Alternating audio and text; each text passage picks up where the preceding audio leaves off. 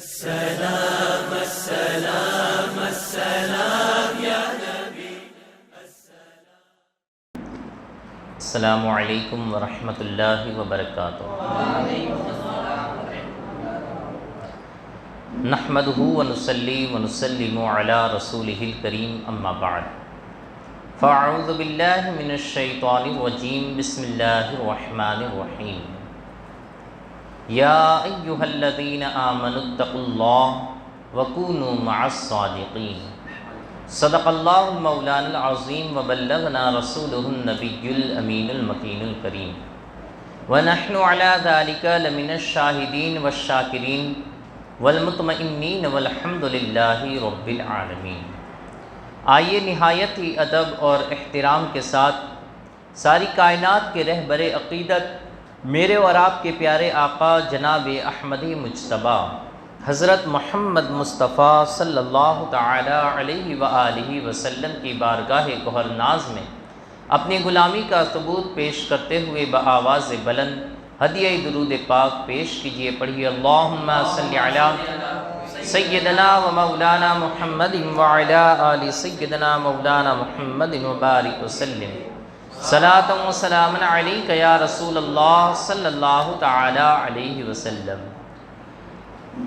اللہ رب العزت کا نہایت ہی فضل و کرم اور اس کا احسان عظیم ہے کہ رب کائنات نے مجھے اور آپ کو مسلمان بنایا،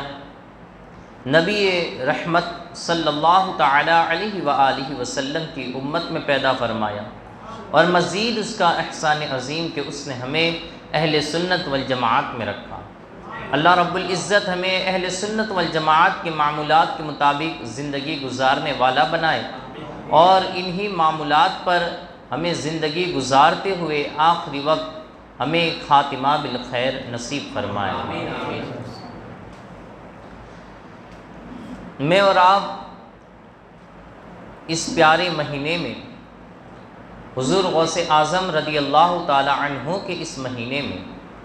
ہم آپ کی یاد منانے کی غرض سے حاضر آئے ہیں، اور اسی سلسلے میں ہم اہل بیت اطہار کے ان ائمہ کرام کے حالات کو سماعت کر رہے ہیں جو سلسلہ قادریہ، چشتیہ، سہروردیہ، اشرفیہ وغیرہ کے بزرگان دین ہیں۔ تمام سلاسل کی کڑی ان بزرگان دین کے ساتھ وابستہ ہوتی ہے، اور یہ بزرگان دین وہ ہیں کہ جن کا راستہ ہمیں نبی پاک صلی اللہ تعالیٰ علیہ وآلہ وسلم کی طرف لے جاتا ہے۔ یہ مشائخ قادریہ بھی ہیں، یہ اہل بیت اطہار کے امام بھی ہیں، اور ساتھ ہی ساتھ اہل سنت والجماعت کے وہ بزرگان دین ہیں کہ بندے کو اللہ کی معرفت ان بزرگوں کے قدموں سے نصیب ہو جاتی ہے، اللہ رب العزت کی پہچان ان کے راستے پر چلنے سے نصیب ہوتی ہے، ان کی سیرت کو اپنانے سے کلام مجید کا علم حاصل ہوتا ہے، دین اسلام کی سمجھ پیدا ہو جاتی ہے۔ تو گویا یہ بزرگان دین اللہ کے وہ محبوب بندے ہیں جن کے نقش قدم پر چلنا امت کے لیے ضروری ہے، جن کی تعلیمات کو اپنانا، جن کے باتوں کو ماننا یہ امت کے لیے فائدہ مند ہے۔ اس وجہ سے ہم ان کے حالات کو سنتے ہوئے، ان کی سیرت کو سماعت کرتے ہوئے اللہ رب العزت کی بارگاہ میں اس دعا کے اور اس ارادے کے طلبگار ہیں کہ اللہ رب العزت ان کے فیوز و برکات سے ہمیں مالا مال فرمائے، اور ان کے صدقے اللہ رب العزت ہماری دنیا کو بھی سنوار دے اور ہماری آخرت کو بھی سنوار دے۔ آج اہل بیت اطہار کے 7ویں امام حضرت سیدنا امام موسیٰ کاظم رضی اللہ تعالی عنہ، جو کہ حضرت سیدنا امام جعفر صادق رضی اللہ تعالی عنہ کے صحابزادے ہیں۔ ایسے صحابزادے کہ امام جعفر صادق رضی اللہ تعالی عنہ آپ خود ارشاد فرمایا کرتے تھے کہ میرا بیٹا اللہ کے موتیوں میں سے ایک موتی ہے۔ میرے بہت سارے بیٹے ہیں، لیکن موسیٰ کاظم اللہ کے موتیوں میں سے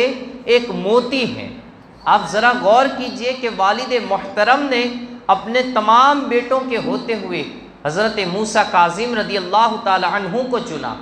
آپ کے اندر کوئی خاص بات تو رہی ہوگی کہ والد بزرگوار کی نظروں میں آپ پہلے ہی سے ایک بلند و بالا مقام پر تھے، آپ پہلے ہی سے ایک اونچے مقام پر تھے، اور آپ کا یہ مقام وہ تھا جو اللہ رب العزت نے آپ کو بلند فرمایا تھا، اللہ رب العزت نے آپ کو جو عطا فرمایا تھا۔ کیونکہ حضرت امام جعفر صادق رضی اللہ تعالی عنہ یہ بھی ایک، چونکہ حضرت امام محمد باقر رضی اللہ تعالی عنہ کے بعد آپ کا جس طریقے سے اہل بیت اطہار میں ایک مقام و منصب تھا، اسی طریقے سے حضرت امام جعفر صادق کا تھا۔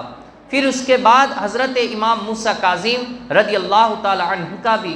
ایسا ہی مقام و منصب تھا۔ اللہ رب العزت نے روحانی دلوں پر، اور اللہ رب العزت نے اپنی مخلوق کی روحانیت کی جو امامت تھی، جو ذمہ داری تھی، وہ حضرت سیدنا امام موسیٰ کاظم رضی اللہ تعالی عنہ کو عطا فرمائی۔ اللہ رب العزت کے یہ پیارے محبوب بندے حضرت امام جعفر صادق رضی اللہ تعالی عنہ کے لخت جگر حضرت موسیٰ کاظم رضی اللہ تعالی عنہ، آپ کی ولادت 7 صفر المظفر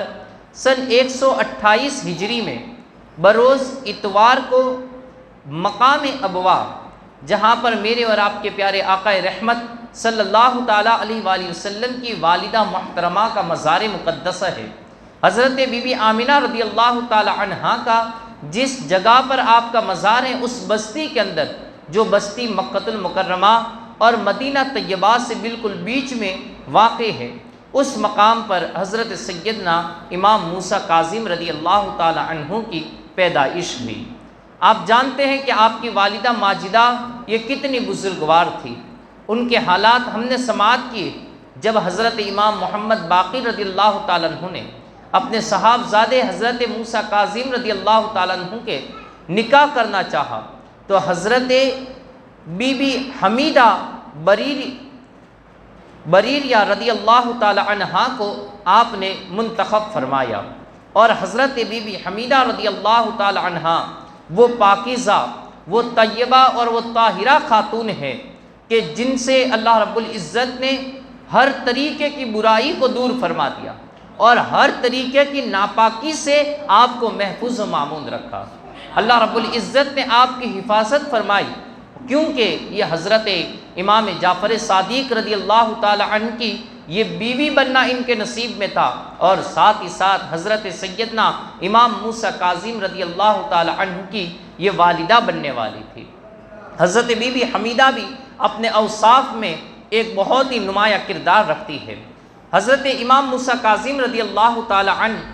آپ باب الحوائج کہے جاتے تھے۔ آپ کا جو کاظم لقب ہے، چونکہ آپ کا نام موسیٰ تھا لیکن آپ کا جو لقب ہے وہ کاظم ہے، آپ کو امین بھی کہا جاتا تھا، آپ کو عبد صالح بھی کہا جاتا تھا، آپ کو صابر بھی کہا جاتا تھا۔ اسی طریقے سے آپ کی کنیت سامی بھی ہے، ابو الحسن ہے، ابو الابراہیم ہے، یہ آپ کی کنیت ہے۔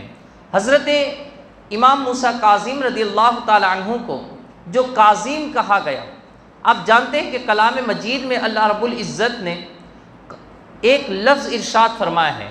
کہ وَالْقَاظِمِينَ الْغَيْظَ وَالْعَافِينَ عَنِ النَّاسِ وَاللَّهُ يُحِبُّ الْمُحْسِنِينَ،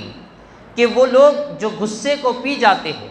لوگوں کو معاف کر دیتے ہیں، اللہ رب العزت انہیں بڑا پسند فرماتا ہے، اللہ رب العزت انہیں محبوب رکھتا ہے۔ تو اس میں جو لفظ کاظم آیا ہے، کاظم کے معنی یہی ہوتے ہیں کہ غصے کو پی جانے والا، بردباری کرنے والا، حلم رکھنے والا، لوگوں کو معاف کرنے والا، اس سے کاظم کہا جاتا ہے۔ اور یہی وجہ تھی کہ حضرت امام موسیٰ کاظم رضی اللہ تعالی عنہ کو بھی کاظم کہا گیا کہ آپ غصے کو پی جایا کرتے تھے اور ہر ایک کے ساتھ نرم دلی والا انداز اپنایا کرتے تھے۔ کسی پر بھی کبھی کوئی دشمن بھی ہوتا تھا لیکن آپ کبھی اس کے بھی سامنے منہ کو نہ بگاڑتے تھے، بلکہ اس کے ساتھ بھی اچھے اخلاق کے ساتھ پیش آتے تھے۔ یہاں تک کہ راوی لوگ بیان فرماتے ہیں محدثین کرام کہ حضرت امام موسیٰ کاظم رضی اللہ تعالی عنہ، اللہ رب العزت نے آپ کو ایسا با کمال درجے کا حلم عطا فرمایا تھا کہ آپ جانتے کہ کوئی شخص ان کے ساتھ برائی کرنے کا ارادہ کرتا ہے، لیکن آپ اس کے ساتھ بھی اچھائی فرمایا کرتے تھے، اس کے ساتھ بھی اچھے طریقے سے پیش آیا کرتے تھے، بلکہ آپ کی یہ تمنا ہوتی تھی، آپ کا یہ ارادہ ہوتا تھا کہ اس کی کوئی ضرورت ہو تو میں پوری کر دوں، اس کی کوئی خواہش ہو تو وہ میں پوری کر دوں۔ یہ دشمنوں کے ساتھ اچھا انداز، یہ اخلاق کریمہ، یہ اخلاق حسنہ، تو کیوں نہ ہو آپ نبی پاک صلی اللہ تعالیٰ علیہ وآلہ وسلم کے شہزادے ہیں، آپ آقا رحمت صلی اللہ تعالیٰ علیہ وآلہ وسلم کی آل و اولاد میں سے ہے، اور اللہ رب العزت نے اس امت کی رہنمائی کے لیے آپ کو منتخب فرمایا تھا۔ حضرت امام موسیٰ کاظم رضی اللہ تعالیٰ عنہ کے اخلاق حسنہ میں سے یہ بات ہے کہ آپ لوگوں کو سامنے سے سلام کیا کرتے تھے۔ اتنے بڑے امام تھے، لیکن اس کے باوجود بھی حالت یہ تھی عاجزی اور انکساری کی کہ ایک طرف مقام و مرتبے میں اتنی بلندی تھی، لیکن ساتھ ہی ساتھ اگر کوئی سامنے آتا، چھوٹا بھی ہوتا، آپ سامنے سے اسے سلام پیش کرتے تھے۔ اسی طریقے سے دشمنوں کے ساتھ بھی بڑا ہی نرمیلا انداز اپناتے تھے۔ آپ کو باب الحوائج کہا جاتا تھا، یعنی کہ آپ کے پاس جو بندہ بھی دعا کراتا تھا، اللہ رب العزت اس کی دعا کو فوراً قبول فرما لیتا تھا، اور اس کی جو بھی مراد ہوتی تھی اسے عطا کر دی جاتی تھی، اس کی مراد پوری ہو جاتی تھی۔ یہاں تک کہ اگر کوئی بندہ آپ کا وسیلہ لے کر بھی دعا کرتا تھا، اللہ رب العزت اس کی بھی دعائیں پوری فرماتا تھا، اس کی بھی دعائیں مقبول ہوتی تھی۔ حضرت اسی وجہ سے آپ کو باب الحوائج یعنی کہ حاجتیں پوری ہونے کا دروازہ یہ آپ کو کہا جاتا تھا کہ آپ حاجتیں پوری کرنے والے دروازے ہیں، آپ کے دروازے پر پہنچنے سے حاجتیں پوری ہو جاتی تھی، تمنائیں مکمل ہو جاتی تھی، ارادے ختم ہو جاتے تھے، جو بھی خواہشات ہوتی تھی وہ بندوں کو عطا کر دی جاتی تھی۔ اور یہ صرف کوئی عام بندے کہنے والے یہ بات نہیں ہے، یہ بات وقت کے امام شافعی رضی اللہ تعالیٰ عنہ نے کہی ہے۔ امام شافعی رضی اللہ تعالیٰ عنہ فرماتے ہیں کہ حضرت موسیٰ کاظم رضی اللہ تعالیٰ عنہ کی قبر مبارک اللہ رب العزت کی بارگاہ میں دعا کے قبول ہونے کا ایک تریاق اعظم ہے کہ کوئی بندہ اگر اس کو لگے کہ میری دعا قبول نہیں ہوتی ہے تو وہ حضرت موسیٰ کاظم رضی اللہ تعالیٰ عنہ کے مزار پر جائے اور آپ کی قبر شریف پر بیٹھ کر اگر وہ دعا کرے گا، اللہ رب العزت اس کی دعا قبول فرما لے گا۔ اگر کوئی قبر شریف پر نہ جا سکے، دل سے یہیں پر بیٹھے بیٹھے یاد کرے، رب کائنات اس کی بھی دعا قبول فرمائے گا۔ حضرت امام موسیٰ کاظم رضی اللہ تعالیٰ عنہ ایسی مقبول بارگاہ شخصیت ہے۔ اللہ رب العزت کی بارگاہ میں حضرت امام موسیٰ کاظم رضی اللہ تعالیٰ عنہ کا ایسا عرفہ اور اعلیٰ مقام و مرتبہ ہے۔ اللہ رب العزت حضرت امام موسیٰ کاظم رضی اللہ تعالیٰ عنہ کے صدقے میں ہماری بھی دعائیں قبول فرمائے، ہماری بھی تمنائیں قبول فرمائے، یہاں پر حاضر رہنے والوں کی تمنائیں قبول فرمائے۔ حضرت امام موسیٰ کاظم رضی اللہ تعالیٰ عنہ، اللہ رب العزت نے جس طریقے سے آپ کو مقام و منصب عطا فرمایا تھا، اسی طریقے سے آپ اللہ کی عبادت میں بھی ہمہ وقت تیار رہتے تھے، اس طریقے سے تیار کہ آپ کا کوئی بھی دن یا کوئی بھی ساتھ یہ عبادت سے خالی نہ گزرتی تھی۔ آپ پورا دن روزے میں ہوتے اور پوری رات یہ ہمیشہ نفل نماز پڑھتے رہتے۔ دین میں بھی معمول یہ ہوتا تھا کہ اکثر و بیشتر آپ کا حصہ یہ نماز و قیام کے اندر ہی گزرتا تھا۔ آپ کبھی نہ کبھی کسی نہ کسی ذکر کے اندر ہی مبتلا ہوتے تھے، ہمیشہ اللہ کی عبادت میں لگے رہتے تھے۔ اس طریقے سے آپ کے ہر رات و دن گزرتے تھے، پورا دن روزے رکھنے کے ساتھ بھی عبادت الہی، اور رات کے اندر بھی پوری رات آپ اللہ کی عبادت کرنے والے تھے، پوری رات نوافل نماز پڑھنے والے تھے۔ آپ کیوں نہ ہو، آپ کے آباء و اجداد بھی تو دن رات کے اندر ہزار رکعت نفل نماز پڑھنے والے تھے۔ حضرت امام موسیٰ کاظم رضی اللہ تعالیٰ عنہ غریب و مسکینوں کے ساتھ بڑے ہی اچھے انداز سے پیش آتے، عبادتوں کے اندر اس طریقے سے لگے رہتے کہ آپ کو مدینہ طیبہ کی سرزمین پر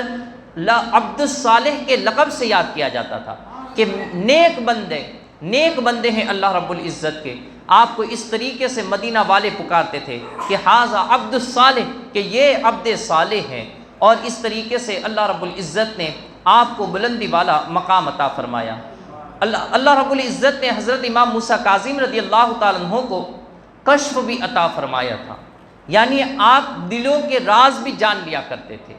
وہ باتیں جو لوگوں سے مخفی ہوا کرتی ہیں، لیکن اللہ اپنے کچھ بندوں کو چن لیتا ہے جنہیں غیب کا علم عطا فرماتا ہے، جنہیں ان باتوں پر مطلع فرماتا ہے۔ ان میں سے ایک حضرت امام موسیٰ کاظم رضی اللہ تعالیٰ عنہ بھی تھے۔ حضرت امام موسیٰ کاظم رضی اللہ تعالیٰ عنہ ایسے کشف جاننے والے اور دلوں کی باتوں کو، دلوں کے راز کو جاننے والے ایسے تھے کہ حضرت شفیق بلخی رضی اللہ تعالیٰ عنہ، حضرت شفیق بلخی بھی ایک بہت ہی کامل بزرگ ہے، ایسے بزرگ کے جن کا سلسلوں کے اندر نام بھی لیا جاتا ہے۔ حضرت شفیق بلخی رضی اللہ تعالیٰ عنہ آپ فرماتے ہیں کہ ایک مرتبہ ہم حج کے لیے جا رہے تھے، کہ نہیں، ایک مرتبہ شہر قادسیہ کی طرف ہمارا پڑاؤ تھا، حج ہی کا وہ سفر تھا، اور اسی دوران ہم نے دیکھا کہ ایک نوجوان لوگوں سے الگ تھلگ ہو کر ایک طرف بیٹھا ہوا ہے۔ میں سمجھا کہ یہ کوئی صوفی ٹائپ نوجوان ہے جسے دنیا داروں سے، دنیا والوں سے کوئی رغبت نہیں ہے، اور وہ لوگوں کے ساتھ ملنا جلنا نہیں چاہتا ہے۔ تو وہ ایک کونے میں ایک درخت کے نیچے ایک طرف بیٹھے ہوئے تھے، اور اس طرف لوگوں کا ضم غفیر تھا۔ حضرت شفیق بلخی رضی اللہ تعالیٰ عنہ چونکہ آپ بھی بڑے پائے کے بزرگ تھے، لیکن ابھی تک وہ جانتے نہیں تھے کہ یہ حضرت امام موسیٰ کاظم رضی اللہ تعالیٰ عنہ ہیں۔ آپ نے فرمایا، کہا کہ میں نے سوچا، اپنے دل میں گمان کیا کہ میں جاؤں اور اس نوجوان کو نصیحت کروں۔ وہ نوجوان اتنا خوبرو تھا کہ مجھے اپنی طرف کھینچ رہا تھا، جیسے اس کا حسن اس قدر بالائی پر پہنچا ہوا تھا کہ اس کے حسن نے میرے قدموں کو اس کی طرف دوڑانے پر مجبور کر دیا۔ اللہ رب العزت نے اس کے چہرے پر وہ تابناکی عطا فرمائی تھی۔ حضرت شفیق بلخی رضی اللہ تعالیٰ عنہ کہتے ہیں کہ میں وہاں پر پہنچا اور میں نے اپنے دل میں گمان کیا کہ میں جاؤں اور اس نوجوان کو نصیحت کروں اور اسے کچھ باتیں بتاؤں اور اس کے سامنے اللہ کی والی کچھ باتیں کروں اور اس کے سامنے اللہ کے دین کی کچھ باتیں رکھوں۔ کہتے ہیں ابھی میں نے یہ گمان کیا تھا اور اس نوجوان کے جیسے قریب پہنچا تو سامنے سے اس نوجوان نے کہا، یا شفیق اجتنبوا کثیرا من الظن ان بعد الظن اسم۔ اے شفیق، بہت زیادہ گمان کرنے سے بچو، اس لیے کہ بسا اوقات بعض گمان ایسے ہوتے ہیں جو گناہ بھی ہو جاتے ہیں، جو گناہ کہلاتے ہیں۔ حضرت شفیق بلخی کہتے ہیں میرے پاؤں تلے سے زمین کھسک گئی کہ میں کس شخص کے بارے میں یہ گمان کر رہا تھا اور کیا چاہ رہا تھا۔ میں تو اسے نصیحت کرنے کا سوچ رہا تھا، لیکن یہ تو اللہ کے ان خاص بندوں میں سے ہیں جنہیں اللہ رب العزت نے کشف عطا فرمایا ہے، جنہیں اللہ رب العزت نے دلوں کے راز پر مطلع فرمایا ہے۔ کہتے ہیں کہ اب میرے دل میں فوراً ہی خیالات بدل گئے، کہا کہ میں جاؤں اور اس اللہ کے بندے سے، نیک بندے سے معافی کو طلب کروں، اور میں نے جو بھی گمان کیا، میں نے جو بھی سوچا، اس کے بارے میں ان سے کچھ معافی طلب کروں، معافی تلافی کروں۔ کہتے ہیں کہ بس میں وہاں سے ان کے پیچھے پہنچا، لیکن وہ وہاں پر اپنے جس جگہ پر بیٹھے ہوئے تھے وہاں سے وہ تیز قدموں کے ساتھ چل دیے، یہاں تک کہ میں ان کے پاس پہنچ نہ سکا، اور پھر ایک وادی آئی، وادی فضا، وہاں پر پہنچے تو کہتے ہیں کہ پھر میں نے اس نوجوان کو دیکھا کہ وہ نماز کے اندر لگے ہوئے تھے، نماز پڑھ رہے تھے، اور نماز سے فارغ ہوتے تو خوف الہی کی وجہ سے ان کی آنکھوں سے آنسو جاری ہو جاتے، اور اس طریقے سے وہ ہمہ وقت لگے رہتے، کبھی اللہ کا ذکر کرتے تو کبھی نماز کے اندر شامل ہو جاتے، کبھی نماز میں مشغول ہو جاتے۔ کہتے ہیں اب میرے دل میں چونکہ یہ خواہش تھی کہ میں کسی طریقے سے ان کو تھوڑا سا فری پالوں اور ان کے بارگاہ میں اپنی عرض گزار کروں اور ساتھ ہی ساتھ معافی کو طلب کروں۔ کہتے ہیں ابھی میرے دل کے اندر یہ ارادے چل ہی رہے تھے کہ میں جاؤں اور معافی مانگوں۔ کہتے ہیں سامنے سے جب میں نے اس نوجوان نے نماز سے سلام پھیری اور میری طرف دیکھا اور پھر کہا، یا شفیق وَإِنِّي لَغَفَّارٌ لِمَنْ تَابَ وَآمَنَ وَعَمِلَ صَالِحًا ثُمَّ اهْتَدَىٰ۔ بے شک اے شفیق پڑھو اس آیت مبارکہ کو کہ جو اللہ رب العزت ارشاد فرما رہا ہے کہ بے شک میں غفار ہوں اس شخص کے لیے جس نے توبہ کی اور ایمان لایا اور عمل صالح کیا، پھر اچھی راہ پر چل دیا۔ تو فرمایا، کہتے ہیں ابھی میرے دل میں یہ خیال تھا کہ میں توبہ کروں، اور اس بندے نے جان بھی لیا کہ میں توبہ کرنے کے ارادے سے اس کے پاس آیا ہوں۔ کہتے ہیں میں نے دل میں گمان کر لیا، یہ سوچ لیا کہ یہ عام کوئی شخص نہیں ہے، بلکہ یہ اللہ کے ابدالوں میں سے یہ کوئی ابدال ہے، یہ اللہ کے محبوب بندوں میں سے کوئی محبوب بندہ ہے۔ کہتے ہیں اب وہاں پر میری نظروں سے وہ اوجھل ہو گئے، میں انہیں پا نہ سکا، یہاں تک کہ پھر جب ہم مینا میں پہنچے تو مینا کی وادی میں نے ان کو دیکھا کہ آپ کے اس نوجوان کے ہاتھ میں ایک بڑا کٹورا ہے، بڑا سا پیالہ ہے، اور وہ بڑا کٹورا لے کر وہ کنویں پر پانی نکالنے کے لیے پہنچے، لیکن اچانک وہ بڑا جو پیالہ تھا وہ آپ کے ہاتھ سے گر گیا اور کنویں کے اندر گر گیا۔ کہتے ہیں اس وقت ان نوجوان نے اللہ کی بارگاہ میں ہاتھ اٹھائے اور کہا انت ربی اذا ظمئت من الماء وقوتی اذا اردت الطعام، کہا کہ اے میرے رب، تو میرا رب ہے، تو میرا پالنے والا ہے، جبکہ میں پانی سے پیاسا ہو جاؤں تو تو ہی میری قوت ہے جبکہ میں کھانے کا ارادہ کروں۔ تو فرمایا کہ جب اس نوجوان نے یہ کلمات کہے تو کہتے ہیں میں نے اپنی آنکھوں سے دیکھا کہ کنویں کا پانی اوپر تک آیا، آپ نے اپنے ہاتھ سے اس بڑے پیالے کو، اس کٹورے کو پانی سے بھر کر باہر نکالا، پانی پیا، اس کے بعد وضو کیا، اور وضو کرنے کے بعد آپ نماز پڑھنے لگ گئے۔ نماز پڑھنے سے فارغ ہوئے، میں آپ کے یہ تمام حالات دیکھ ہی رہا تھا، میں آپ کے پیچھے لگا ہوا تھا۔ کہتے ہیں نماز پڑھنے کے بعد وہ پھر وہاں سے اٹھے اور چلنے لگے، راستے میں چلتے چلتے زمین پر سے مٹی کو اٹھاتے، اس کٹورے میں ڈالتے اور پھر پیتے بھی جاتے، مٹی کو اٹھاتے کٹورے میں ڈالتے اور اسے پینے بھی لگتے۔ کہتے ہیں یہ حالت دیکھی، لیکن اب میرے دل سے، میری آنکھوں سے پردے اٹھ چکے تھے۔ میں نے جب ان کو اس طریقے سے دیکھا تو آخر میں کہا کہ اے اللہ کے محبوب بندے، اے اللہ کے نیک بندے، اور اللہ تبارک و تعالیٰ نے جو آپ پر انعام فرمایا ہے،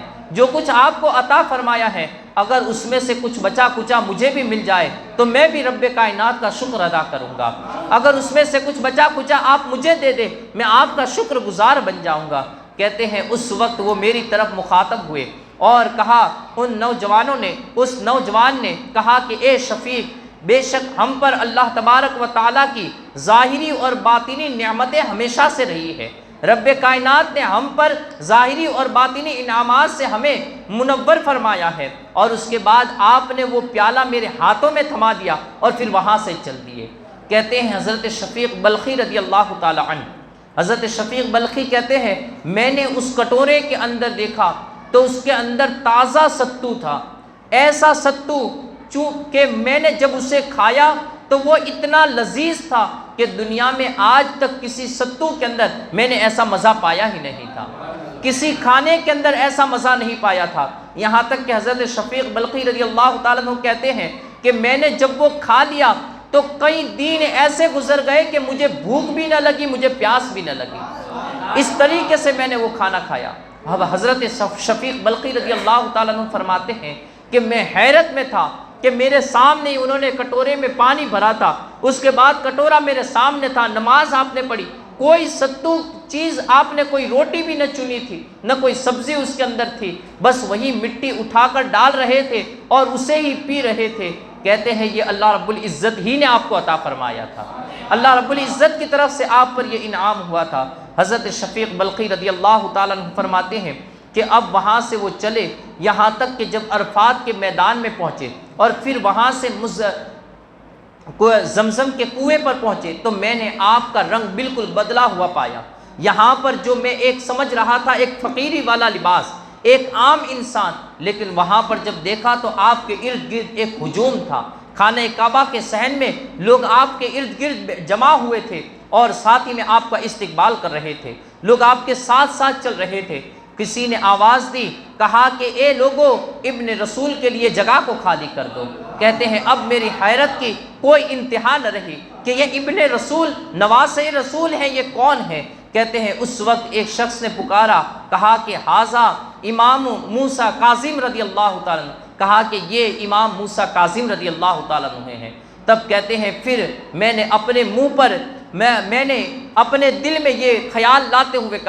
کہا کہ یہ نواس رسول ہے، اللہ رب العزت نے انہیں جو انعام ان پر فرمایا ہے ایسا کیوں نہ ہو، واقعی میں اللہ نے اپنے محبوب کی اولاد پر یہ انعام و اکرام عطا فرمایا ہے، یہ انعام و اکرام کی بارش نازل فرمائی ہے۔ کہتے ہیں یہ شہزادہ رسول ہیں، ان سے ایسے عجیب و غریب کاموں کا ہونا کوئی بعید نہیں ہے، کوئی تعجب کی بات نہیں ہے۔ الغرض حضرت امام موسیٰ کاظم رضی اللہ تعالیٰ عنہ کو رب کائنات نے ایسا کشف عطا فرمایا تھا کہ آپ دلوں کے حالات، انسان کے دل میں کیا چل رہا ہے، یہ آپ پہلے سے جان لیا کرتے تھے۔ رب کائنات نے ولایت کے اس مقام پر آپ کو فائز فرمایا تھا، یہاں تک کہ آپ دیکھیے کہ حضرت امام اعظم ابو حنیفہ رضی اللہ تعالی عنہ کے دو شاگرد، یہ وہ ان لوگوں کی باتیں ہیں کہ واقعی میں جنہوں نے اس دنیا سے کنارہ کشی کی اور اللہ کے اتنے مقرب ترین بندے تھے اور ایسے دور میں مقرب مقام پر فائز تھے کہ جس دور کے اندر ہر محلے کے اندر ولی پایا جاتا تھا، جس دور کے اندر ایک گھر چھوڑ کے ایک گھر کے اندر ایک عالم دین پایا جاتا تھا، قرآن مجید کا حافظ اور اس کا عالم پایا جاتا تھا، ایسے دور کے اندر اللہ رب العزت نے حضرت امام موسیٰ کاظم رضی اللہ تعالیٰ عنہ کو پیدا فرمایا اور پھر صرف پیدا فرما کر آپ کو ایک مقام ہی نہیں بلکہ ان تمام لوگوں سے عرفہ اور اعلیٰ مقام عطا فرمایا، تمام لوگوں میں اونچے مقام پر فائز فرمایا۔ حضرت امام اعظم ابو حنیفہ رضی اللہ تعالی عنہ کے دو شاگرد حضرت امام ابو یوسف رضی اللہ تعالی عنہ اور حضرت امام محمد رضی اللہ تعالی عنہ، جن کو شریعت فقہ کی اصطلاح کے اندر صاحبین بھی کہا جاتا ہے، صاحبین نے ایک دن غور کیا، کہا کہ امام موسیٰ کاظم رضی اللہ تعالیٰ عنہ اتنے بڑے امام، اتنے بڑے عالم مانے جاتے ہیں، لاؤ ذرا آج ان کی آزمائش لے لیتے ہیں۔ کہتے ہیں کہ حضرت صاحبین رضی اللہ تعالیٰ عنہما یعنی کہ حضرت امام ابو یوسف اور امام محمد رضی اللہ تعالیٰ عنہ اپنے گھر سے چلے، اس وقت انہیں پتہ چلا کہ حضرت امام موسیٰ کاظم رضی اللہ تعالیٰ عنہ یہ ہارون رشید نے آپ کو قید کیا ہوا ہے، تو کہا کہ ہم قید خانے ہی کے اندر آپ کے پاس پہنچتے ہیں اور آپ سے کچھ سوال کریں گے۔ کہتے ہیں اس وقت ہم وہاں پر پہنچے جب حضرت امام موسیٰ کاظم رضی اللہ تعالیٰ عنہ نماز سے فارغ ہوئے تھے، اور اس وقت جو داروغہ جیل تھا، داروغہ قید خانہ تھا، وہ وہاں سے رخصت ہو رہا تھا اور اس کی ڈیوٹی بدل رہی تھی۔ کہتے ہیں کہ وہ دربان نے کہا کہ حضور آپ کی کوئی خواہش ہو، کوئی کام ہو تو بتائیے تاکہ کل میں آؤں تو اسے پورا کرتے ہوئے آؤں، آپ کی کوئی ضرورت ہو تو بتائیے کہ میں اسے پوری کر کے لے آؤں۔ کہتے ہیں کہ حضرت امام موسیٰ کاظم رضی اللہ تعالیٰ عنہ نے کہا کہ مجھے کوئی ضرورت نہیں ہے، اور وہ وہاں سے چل دیا۔ ادھر صاحبین رضی اللہ تعالیٰ عنہ دروازے ہی پر کھڑے ہوئے تھے کہ حضرت امام موسیٰ کاظم رضی اللہ تعالیٰ عنہ نے فرمایا، کہا مجھے حیرت ہے کہ اس بندے کی صبح ہونے والی نہیں ہے اور یہ مجھ سے کہہ رہا ہے کہ کل تمہاری کوئی حاجت ہو تو بتائیے کہ میں پوری کر دوں، اس کی تو صبح بھی نہیں ہونے والی ہے۔ یعنی کہ آپ نے اس وقت جان لیا کہ اس بندے کو آج ہی کی رات میں یہ موت کا مزہ چکھنا ہے، اس کے انتقال کی گھڑیاں آ چکی ہیں، زندگی کے ایام پورے ہو چکے ہیں۔ حضرت صاحبین رضی اللہ تعالیٰ عنہما وہیں پر ہکا بکا کھڑے رہ گئے، اور جو سوال کرنا چاہ رہے تھے وہ سوال کرنے ہی سے پہلے رک گئے اور وہیں سے واپس پلٹ گئے، اور انہوں نے ایک شخص کو اس شخص کے پیچھے لگا دیا، کہا جاؤ اس کے دروازے پر حاضر رہنا اور دیکھو تو صحیح کہ کیا یہ واقعی میں صبح تک انتقال کر جاتا ہے یا نہیں۔ کہتے ہیں کہ وہ شخص اس شخص کے دروازے کے باہر وہ بیٹھا رہا یہاں تک کہ صبح کا وقت ہونے کے قریب آ گیا، لیکن وہاں پر کوئی ایسے حالات نہ تھے جس سے یہ سمجھا جائے کہ اس کا انتقال ہو چکا ہے۔ کہتے ہیں کہ صبح صادق کا وقت قریب ہو چکا تھا، ہو سکتا تھا کہ ابھی مؤذن اذان کہنے کے لیے پہنچے کہ اس کے گھر کے اندر سے رونے کی اور چیخنے چلانے کی آواز آئی۔ کسی سے معلوم کیا، کہا کہ کیا معاملہ ہے، کہا کہ وہ شخص یہ رات کو بالکل آرام سکون سے آیا، اسے کوئی بیماری نہ تھی، لیکن ابھی اس کا انتقال ہو چکا ہے۔ اب وہ شخص وہاں سے دوڑا ہوا حضرات صاحبین کے پاس پہنچا، کہا کہ حضور حضرت امام موسیٰ کاظم رضی اللہ تعالیٰ عنہ نے جو بات بتائی تھی وہ واقعی میں سچ نکلی، صبح صادق ہونے سے پہلے اس شخص کا انتقال ہو گیا۔ حضرت امام موسیٰ کاظم رضی اللہ تعالیٰ عنہ کو اللہ رب العزت نے ایسا کشف عطا فرمایا تھا، ایسی علم غیب دانی عطا فرمائی تھی۔ آپ دیکھیں کہ کلام مجید میں جو یہاں پر ایک عقیدہ بیان کیا گیا ہے کہ جس میں فرمایا گیا کہ 5 چیزوں کا علم یہ کوئی بھی اللہ رب العزت نے کسی کو عطا نہیں فرمایا۔ یہاں پر چونکہ یہ جو بات بتائی گئی نفی کی گئی ہے کہ یہ صرف اللہ رب العزت کے پاس ہے، 5 چیزوں کا علم یہ اللہ رب العزت کے پاس ہے اور اللہ رب العزت کے علاوہ کوئی نہیں جانتا، یہ عام لوگ ترجمہ کرتے ہیں، لیکن جو اللہ رب العزت نے ارشاد فرمایا ہے وہاں پر وہی ہے کہ اللہ رب العزت کے پاس ان 5 چیزوں کا علم ہے۔ 5 چیزوں کا علم، ان میں سے ایک علم یہ بھی ہے کہ کون بندہ کس وقت مرنے والا ہے، اس کا بھی علم اللہ رب العزت کے پاس ہے۔ لیکن وہاں اللہ نے ارشاد نہیں فرمایا کہ اللہ کے علاوہ کسی کے پاس یہ علم نہیں ہے۔ ہاں اللہ رب العزت نے ہمیں ایک اور مقام پر اشارہ دیا اور ارشاد فرمایا کہ جب اللہ رب العزت اپنے محبوب بندوں میں سے کسی کو چن لیتا ہے تو پھر یہ 5 علم غیب بھی انہیں عطا فرما دیتا ہے۔ یہ 5 طریقے کا علم غیب یا بھی یہ انہیں عطا کر دیے جاتے ہیں۔ پھر ان بندوں کو پتہ چل جاتا ہے کہ کس بندے کی کتنی زندگی ہے، ان کی نظریں یہ لوح محفوظ پر ہوتی ہے کہ کس بندے کے نصیب کے اندر کتنا رزق لکھا ہوا ہے، رب کائنات کی عطا سے وہ جان لیا کرتے ہیں۔ اللہ رب العزت نے انہیں یہ بھی علم عطا فرمایا ہوتا ہے، اور اللہ کے یہ علم عطا فرمانے سے اللہ کی ذات میں، اللہ کی صفات میں کسی بھی طریقے کی کوئی کمی نہیں آتی ہے۔ لوگوں کو یہ فکر ہے کہ اگر اللہ نے یہ تمام علم بندوں کو عطا فرما دیا تو پھر اللہ کی کیا ضرورت رہ جائے گی معاذ اللہ رب العالمین۔ تو یہ ان کی کم نظری اور تنگ دلی ہے کہ وہ اللہ کے کلام کو اور اللہ کی ذات کو سمجھ نہیں پاتے ہیں۔ انہیں سمجھنا ہے تو اہل بیت اطہار کے اماموں کو سمجھیے، اہل بیت اطہار کے نفوس قدسیہ کو جانیے،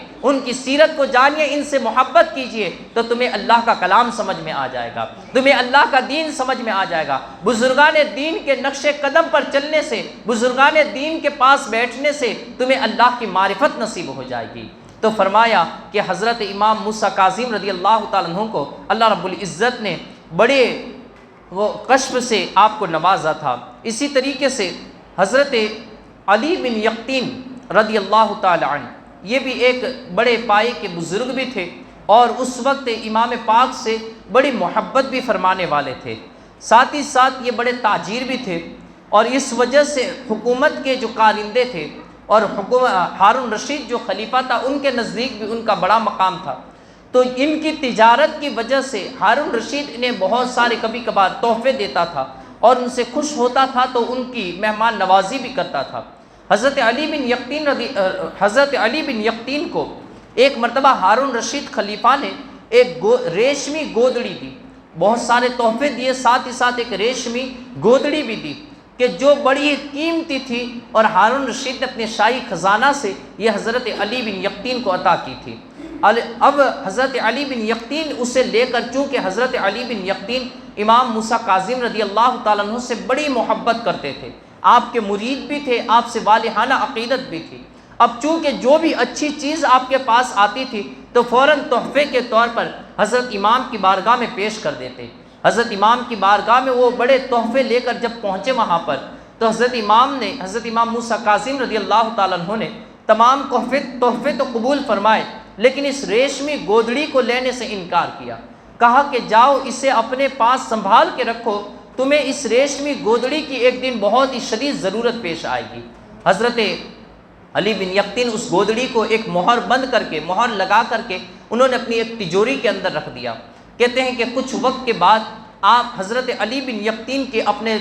تجارت کے معاملے میں اپنے کسی غلام کے ساتھ کچھ انبن ہوئی تو آپ نے اسے نوکری سے نکال دیا۔ اب وہ شخص سیدھا ہارون رشید کے پاس پہنچا اور وہاں جا کر علی بن یقطین کی برائی کرنے لگا، کہا کہ آپ جانتے نہیں علی بن یقطین امام موسیٰ کاظم رضی اللہ تعالیٰ عنہ کی امامت کے خواہاں ہیں، وہ آپ کو یہ اس خاندان کا، اس امت کا امام تسلیم کرتے ہیں۔ اب ہارون رشید بڑا ہی غضبناک ہوا، اور اس نے ساتھ ہی ساتھ یہ بھی کہا کہ آپ نے جو قیمتی تحفہ ان کو دیا تھا ریشمی گودڑی کا، وہ بھی انہوں نے حضرت امام موسیٰ کاظم رضی اللہ تعالیٰ عنہ کی بارگاہ میں پیش کر دیا تھا۔ اب وہاں پر ہارون رشید بڑا ہی سخت غضبناک ہوا، اس نے کہا کہ اگر واقعی میں اس نے ایسا کیا ہے تو علی بن یقطین کو اسی وقت میں قتل کر دوں گا۔ اب چونکہ اس نے فوراً حضرت علی بن یقطین کو بلایا، کہا کہ تم میرے خلاف بغاوت، علم بغاوت بلند کرتے ہو اور میرے دشمنوں کے ساتھ یہ تعاون کرتے ہو، میں نے تمہیں جو ریشمی گودڑی دی تھی وہ تم نے کہاں رکھی؟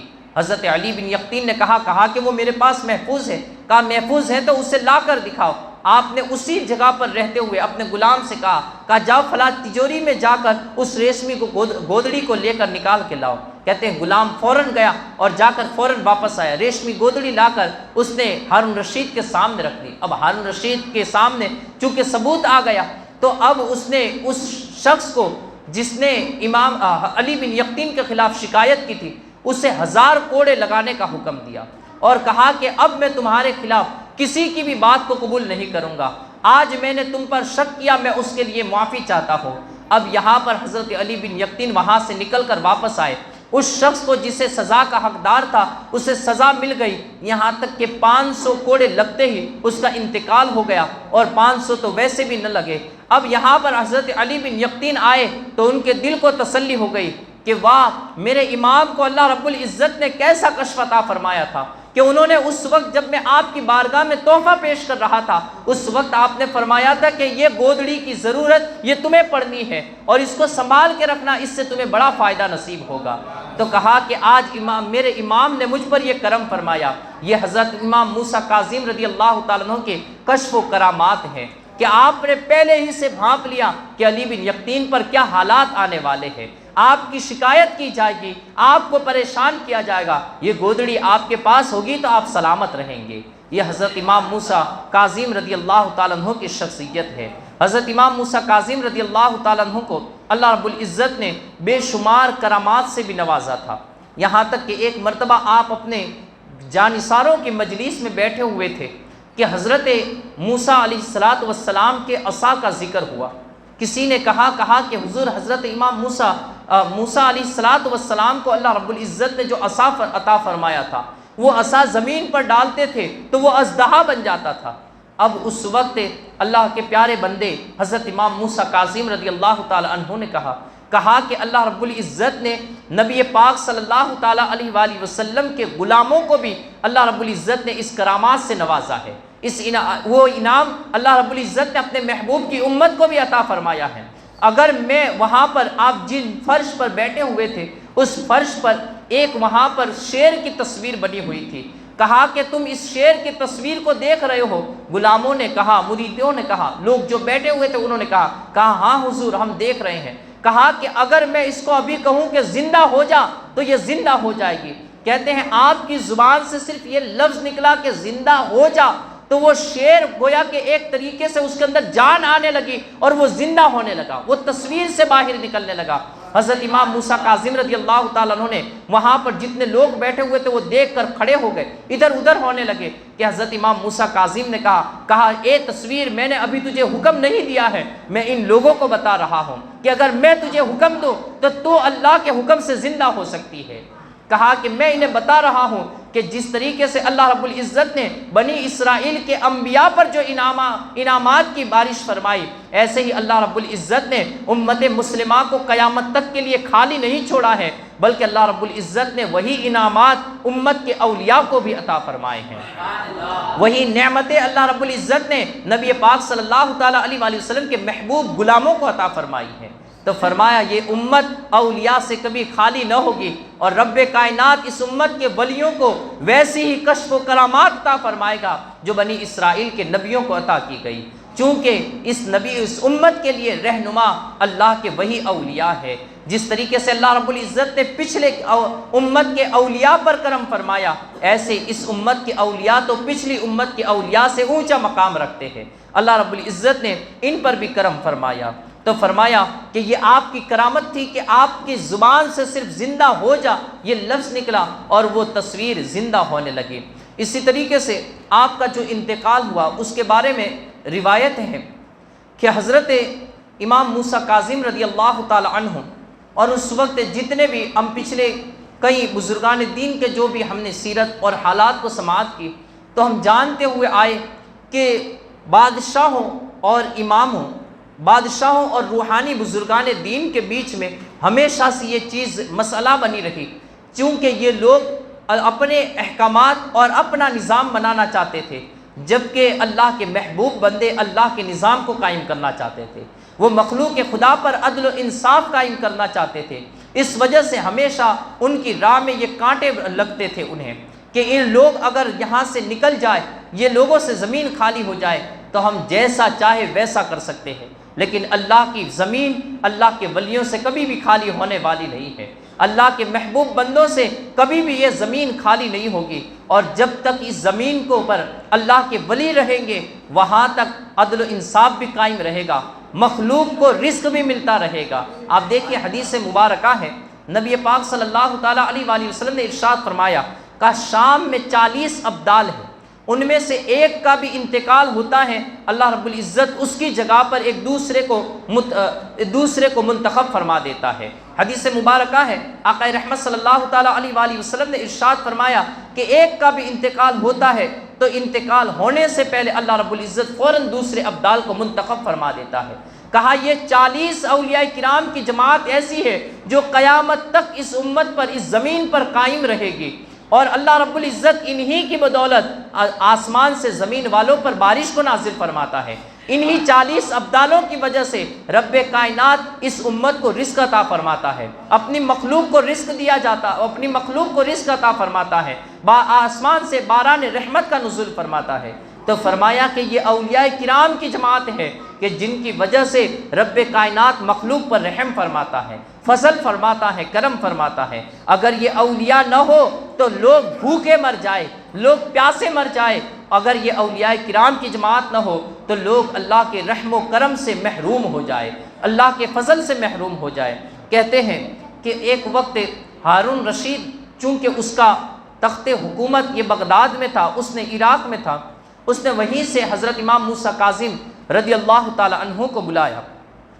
اور حضرت امام موسیٰ کاظم رضی اللہ تعالی عنہ کے پاس جب یہ پیغام پہنچا، قاصد پہنچا، تو آپ نے اپنے مرید سے، اپنے غلام سے کہا کہ تم میرا سامان سفر، میرا زاد راہ تیار کرو، میں جانا چاہتا ہوں۔ اب وہ غلام عقیدت مند تھا، وہ رونے لگا اور اس کی آنکھوں سے آنسو جاری ہو گئے۔ کہا کہ آپ اتنے دور کے سفر پر جا رہے ہیں، پتہ نہیں کہ یہ آپ کا آخری سفر ہوگا یا کیا ہوگا، اللہ بہتر جانے، چونکہ وہاں پر جتنے لوگ ہیں آپ کے دشمن ہیں، آپ کی جان کے پیاسے ہیں۔ تو حضرت امام موسیٰ کاظم رضی اللہ تعالیٰ عنہ نے اپنے غلام کو تسلی دیتے ہوئے کہا کہ اللہ کے بندے تو فکر نہ کر، میں فلاں مہینے کی فلاں تاریخ کو فلاں وقت میں مدینہ طیبہ میں حاضر ہو جاؤں گا۔ آپ نے اس تاریخ کے ساتھ، وقت کے ساتھ اپنے غلام کو تسلی دے دی، کہا کہ تو فکر مت کر، میں وہاں سے حاضر ہوں، میں ضرور یہاں پر آ جاؤں گا۔ کہتے ہیں غلام نے سامان سفر، زاد راہ تیار کیا، آپ چلے گئے، اور پھر وہ تاریخ آ گئی۔ غلام کہتا ہے میں رات کے حصے میں اس راستے پر بیٹھ گیا اور امام کا انتظار کرنے لگا۔ کہتے ہیں اب رات کی گھڑیاں بھی گزرنے لگی، یہاں تک کہ امام پاک نے، امام موسیٰ کاظم رضی اللہ تعالیٰ عنہ نے جو وقت بتایا تھا وہ وقت بھی آنے لگا۔ کہتے ہیں اب میرے دل کے اندر وسوسے آنے لگے، شیطان طرح طریقے کے خیالات میرے دل میں ڈالنے لگا، اور میرے دماغ کے اندر بدگمانیاں پیدا ہونے لگی کہ میرے امام کو کچھ ہو تو نہیں گیا ہے۔ حضرت امام موسیٰ کاظم رضی اللہ تعالیٰ عنہ کے ساتھ کوئی ناگہانی والا حادثہ تو پیش نہیں آ گیا ہے۔ کہتے ہیں اس وقت شیطان ہو سکتا تھا کہ میرے دماغ پر حملہ کر دیتا، میرے ایمان کے اندر کمزوری آ جاتی۔ کہتے ہیں اسی وقت جب کہ رات کا اندھیرا چھایا ہوا تھا کہ مجھے ایک روشن چہرہ نظر آنے لگا، سامنے سے آواز دی، کہا اے میرے عقیدت مند، اے میرے غلام، شیطان کے وسوسوں کا شکار نہ ہونا، میں آ چکا ہوں، میں اس بار تو سفر سے آ چکا ہوں، لیکن جب دوسری مرتبہ عراق کے سفر پر جاؤں گا تو پھر میری واپسی نہیں ہوگی۔ یہ آپ نے آنے کے ساتھ اپنی موت کی بھی خبر دے دی کہ اب جب میں دوسری مرتبہ عراق کے سفر پر جاؤں گا پھر مدینہ طیبہ میں میری واپسی نہ ہوگی۔ تو حضرت اپنے غلام کو یہ اطلاع دی، اور اس کے بعد مدینہ طیبہ میں آپ کی تشریف آوری ہو گئی۔ اب پھر ایک وقت آیا کہ خلیفہ ہارون رشید نے آپ کو پھر سے بلایا، اور پھر ایک سال تک آپ کو قید کر دیا گیا عراق کے قید خانوں کے اندر، اور وہاں پر ایک شخص کو منتخب فرمایا کہ وہ آپ کی نگرانی کرتا رہے۔ 1 سال تک میرے امام موسیٰ کاظم رضی اللہ تعالیٰ عنہ کو یہ وہاں پر قید کیا گیا، اور آپ کو طرح طریقے سے ستایا جاتا، لیکن اس کے باوجود بھی حالت یہ تھی کہ آپ قید خانے کے اندر بھی صبح کے وقت اٹھتے تھے، اس وقت سے اللہ کے ذکر میں لگے رہتے، یہاں تک کہ زوال کا وقت ہو جاتا، وہاں تک آپ مراقبہ فرماتے، اللہ کا ذکر کرتے، اور اس کے بعد پھر نوافل وغیرہ کے اندر جب مشغول ہو جاتے تو شام کو عصر کی نماز کا وقت ہو جاتا، اور وہاں تک آپ نمازیں ادا کرتے رہتے، نمازیں پڑھتے رہتے، عصر کی نماز کے بعد قید خانے کے اندر ہی مراقبہ فرماتے، اللہ کا ذکر کرتے، یہاں تک کہ پھر مغرب کے بعد بھی نمازیں پڑھتے رہتے، عشاء کی نماز کے بعد بھی پھر آپ نماز کی اور کلام مجید کی نماز پڑھتے، کلام مجید کی تلاوت شروع کر دیتے۔ تو وہاں پر جو قیدی بھی تھے وہ بھی آپ کی تلاوت کو سن کر محظوظ ہوا کرتے تھے۔ اور اس طریقے سے رات و دن امام پاک کے ایسے گزرتے تھے، پورا دین کا دین کی ایک ایک ساتھ ایک ایک لمحہ یہ آپ کا عبادت الہی میں ذکر الہی کے اندر صرف ہوتا، اور اسی طریقے سے یہ رات و دن نکلتے گئے، یہاں تک کہ خلیفہ ہارون رشید نے آپ کو جو قید کروایا وہ اس بات پر، اسے اس بات کا غصہ آیا، اس نے کہا کہ آپ کو نبی پاک صلی اللہ تعالیٰ علیہ وآلہ وسلم سے کیا نسبت، اس لیے کہ بیٹے کا نسب تو یہ باپ کی طرف سے چلتا ہے، اور آقا رحمت صلی اللہ تعالیٰ علیہ وآلہ وسلم کی تو کوئی اولاد ہی نہیں ہے، آپ تو حضرت مولا کائنات مولا علی رضی اللہ تعالیٰ عنہ کے نسب سے اور ان کی آل سے ہو۔ اب اس وقت حضرت امام موسیٰ کاظم رضی اللہ تعالیٰ عنہ نے دو دلیلیں پیش کی، ان میں سے میں ایک کو آپ کے سامنے رکھتے ہوئے یہ آگے کی طرف بڑھتے ہوئے چلے۔ حضرت امام موسیٰ کاظم رضی اللہ تعالیٰ عنہ نے کہا کہ تو جانتا ہے کہ جب اس نجران کے عیسائی یہ آئے مدینہ طیبہ کے اندر اور انہوں نے نبی پاک صلی اللہ تعالیٰ علیہ وآلہ وسلم سے مباہلہ کرنا چاہا اور کہا کہ ہم مباہلہ کرنا چاہا، تو اس وقت اللہ رب العزت نے آپ کو حکم دیا کہ اے محبوب آپ فرما دیجئے کہ تم اپنے بیٹوں کو لے کر آؤ، میں اپنے بیٹوں کو لے کر آؤں گا، تم اپنی عورتوں کو لے کر آؤ، میں اپنی عورتوں کو لے کر آؤں گا، تم اپنے لوگوں کو لے کر آؤ، میں اپنے لوگوں کو لے کر آؤں گا۔ تو اس وقت اللہ رب العزت نے جو ارشاد فرمایا کہ قُلْ تَعَالَوْا نَدْعُوا أَبْنَاءَنَا وَأَبْنَاءَكُمْ، کہ ہم ہمارے بیٹوں کو لے کر آتے ہیں، تم تمہارے بیٹوں کو لے کر آؤ۔ کہا کہ اللہ رب العزت نے ہمارا بیٹا ہونا، نبی پاک صلی اللہ تعالیٰ علیہ وآلہ وسلم کی اولاد ہونا، یہ اپنے کلام مجید میں ثابت کر دیا ہے۔ کہا کہ یہ نبی پاک صلی اللہ تعالیٰ علیہ وآلہ وسلم کا کرم اور اللہ رب العزت کی عطا ہے کہ انہوں نے حسنین کریمین کو اپنا بیٹا فرمایا، اور یہ آپ نے خود بیٹا نہیں فرمایا بلکہ رب کائنات نے بیٹا فرمایا کہ آپ فرمائیے کہ ہمارے بیٹے حسنین کریمین کو اپنا بیٹا کہنے کا حکم یہ اللہ رب العزت نے آپ کو عطا فرمایا۔ تو کہا کہ ہم نبی پاک صلی اللہ تعالیٰ علیہ وآلہ وسلم کے اولاد ہیں۔ اور پھر اس کے بعد جب ہارون رشید اس طریقے سے امامت کے مسئلے پر آپ سے الجھنے لگا تو کہا کہ ہاں میں روحانی، میں اللہ کے اس مخلوق کا، اللہ کے ان بندوں کے دلوں پر امامت کرتا ہوں، اور تو جسموں کا بادشاہ ہے، میں دلوں کا بادشاہ ہوں۔ کل میدان محشر کے اندر جب دلوں کا بادشاہ اور جسموں کا بادشاہ ایک ساتھ کھڑے ہوں گے تو جب سلام پیش کرے گا اپنے آقا کو تو یہ کہہ کر سلام پیش کرے گا کہ اے میرے چچا کے بیٹے تم پر سلام ہو، اور جب میں سلام پیش کروں گا تو میں یہ کہہ کر سلام پیش کروں گا کہ السلام علیکہ یا ابتی، کہ اے میرے والد بزرگوار تم پر سلام ہو۔ کہا تجھے سلام کہنے کے لیے چچا کا بیٹا کہنا پڑے گا، جبکہ ہم سلام کہیں گے تو